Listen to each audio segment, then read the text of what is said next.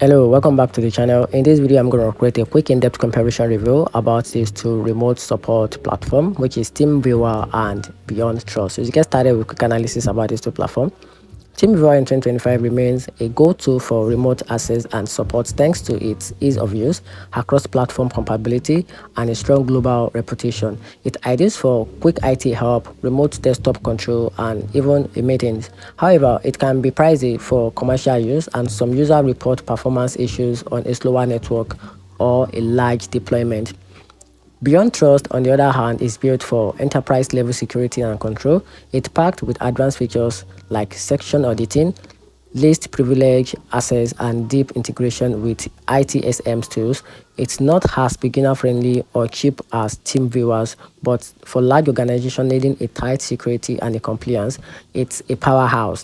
And here's a very conclusion about these two platforms, help you decide.